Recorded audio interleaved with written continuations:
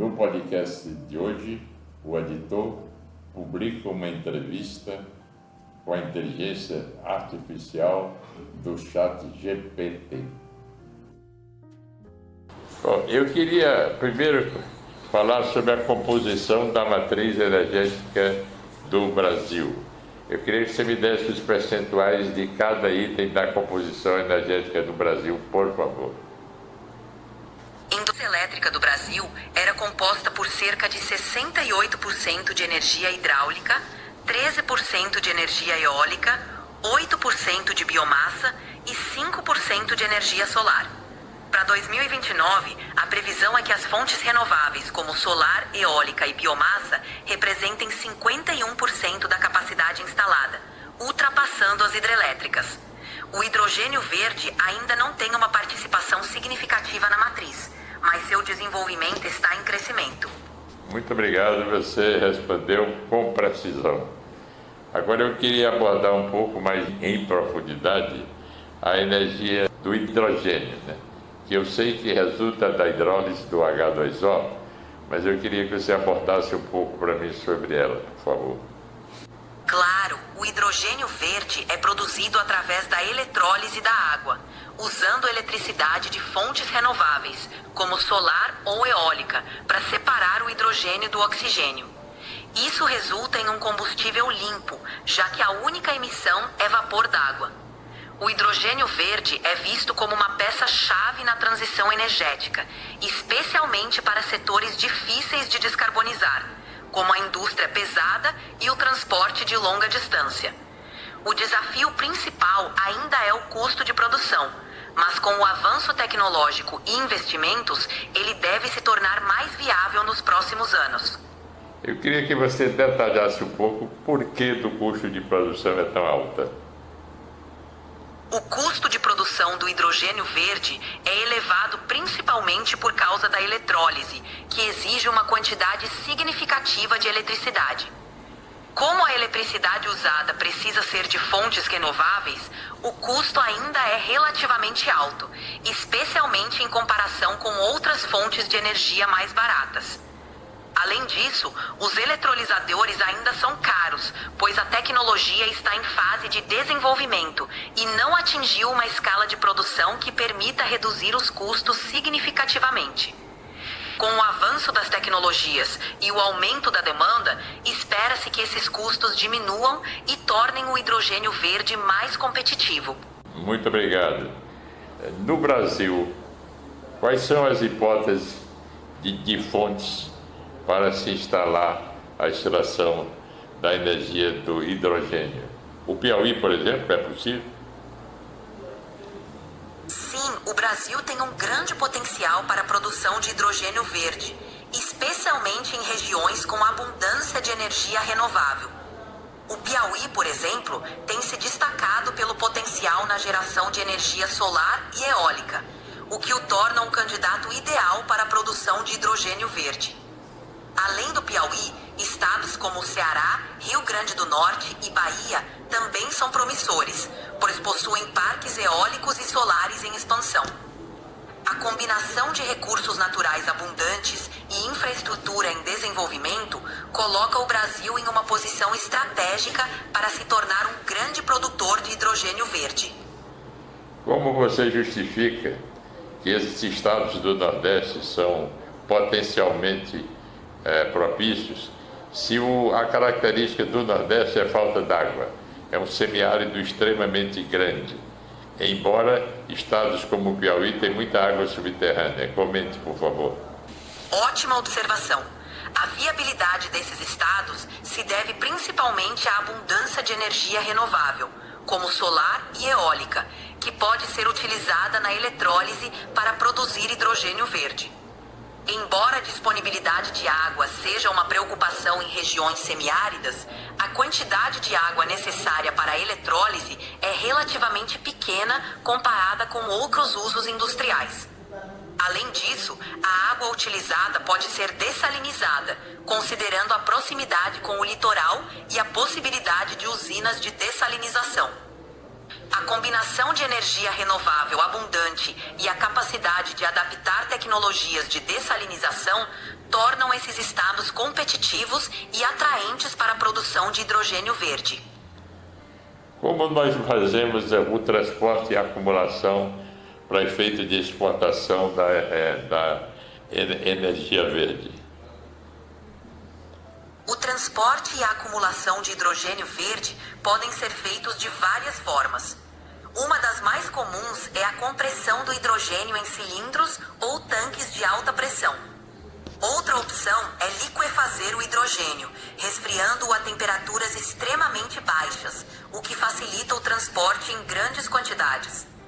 Além disso, há a possibilidade de converter o hidrogênio em amônia ou outros portadores líquidos, que são mais fáceis de armazenar e transportar.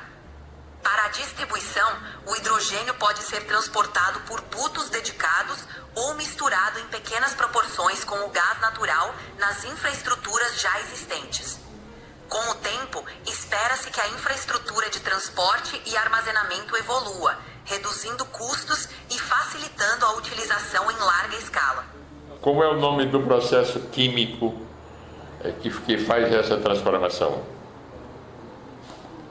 O processo químico que realiza essa transformação é chamado de reação de oxidação do hidrogênio em uma célula a combustível.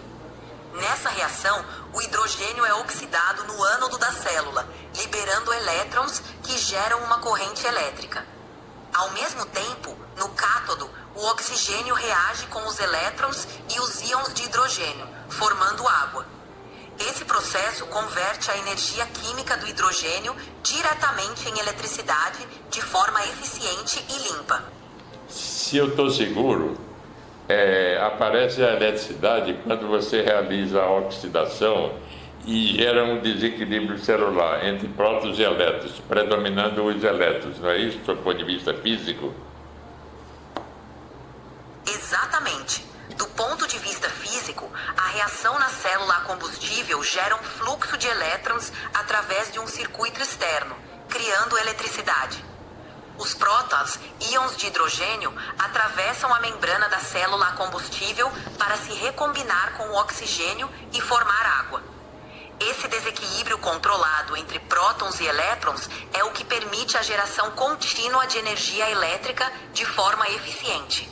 Muito obrigado. Então a minha colocação estava correta. Agora me dê uma ajuda. Quais as outras regiões do Brasil passíveis de utilizar a energia do hidrogênio? Por exemplo, o norte. A Amazônia tem muita água, mas talvez não tenha vento e sol em quantidade necessária. Seria isso? Sua análise faz sentido. A região norte, como a Amazônia, tem abundância de água, o que facilita a eletrólise, mas a disponibilidade de energia solar e eólica é menor em comparação com o Nordeste. No entanto, a região norte poderia aproveitar sua vasta rede hidrográfica para gerar energia hidrelétrica, que também pode ser usada na produção de hidrogênio verde. Outras regiões do Brasil, como o Sul e o Sudeste, também têm potencial, especialmente pela diversidade de fontes energéticas e infraestrutura mais desenvolvida. Portanto, embora o Nordeste tenha destaque pelo potencial solar e eólico, outras regiões podem contribuir significativamente para a produção de hidrogênio verde. Qual a sua opinião sobre a utilização de águas subterrâneas? Sobre águas subterrâneas, eu tenho uma preocupação. Se você usar demais água subterrânea, você pode cair naquele exemplo de Alagoas com a salgema, que retirou demais salgema e tem bairros inteiros que afundaram. Comente. Sua preocupação é muito válida. O uso excessivo de água subterrânea pode levar à subsidência, que é o afundamento do solo, como ocorreu em algumas áreas de Alagoas. A retirada descontrolada de água subterrânea pode desestabilizar o solo e causar danos estruturais significativos. Por isso, é essencial que a extração de água subterrânea seja feita de maneira sustentável, com monitoramento constante e planejamento cuidadoso. Alternativas como a utilização de água de superfície ou dessalinização podem ser mais indicadas em algumas regiões para preservar o aquífero e evitar impactos negativos a longo prazo. A gestão responsável dos recursos hídricos é fundamental para garantir a sustentabilidade. Você citou algumas vezes o fenômeno da dessalinização. Esse fenômeno de dessalinização já está suficientemente testado em larga escala que permita a montagem de uma unidade industrial? Sim, a dessalinização já é uma tecnologia amplamente testada e utilizada em larga escala, especialmente em países como Israel, Arábia Saudita, Emirados Árabes Unidos e algumas regiões da Califórnia. Essas unidades industriais conseguem produzir grandes volumes de água potável a partir da água do mar, utilizando principalmente processos de osmose reversa. Embora a implementação exija investimentos significativos e custos operacionais consideráveis, a tecnologia está madura e continua a evoluir, com inovações que buscam reduzir custos e aumentar a eficiência.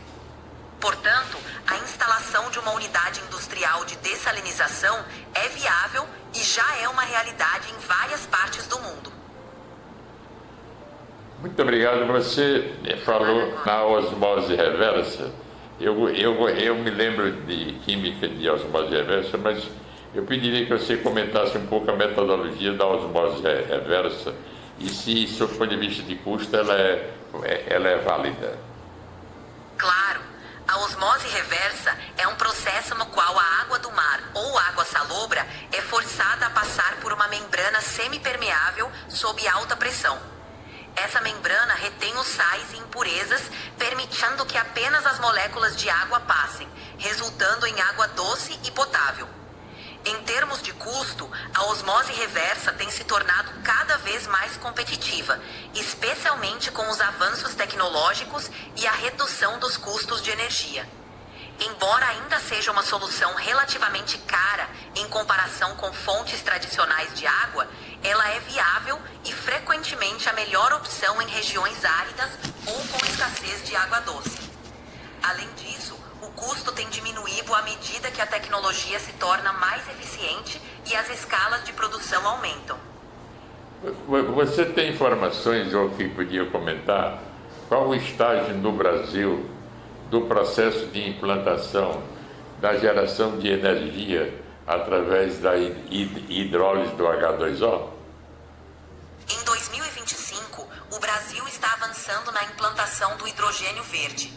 Projetos significativos estão em andamento, com investimentos substanciais. Por exemplo, a Fortescue Metals Group planeja iniciar operações no Ceará em 2027, com capacidade de 180 mil toneladas de hidrogênio por ano. Além disso, o Banco Nacional de Desenvolvimento Econômico e Social, BNDES, está preparando um projeto de 3 bilhões de dólares para apoiar a produção de hidrogênio verde, com decisão final de investimento prevista para meados de 2025. Esses esforços indicam um progresso notável na transição energética do país. A conversa foi extremamente positiva e objetiva e me deu margem para eu fazer uma análise mais profunda. E se eu tiver dúvidas sobre essa matéria, eu volto a conversar com você. Muito obrigado pela contribuição.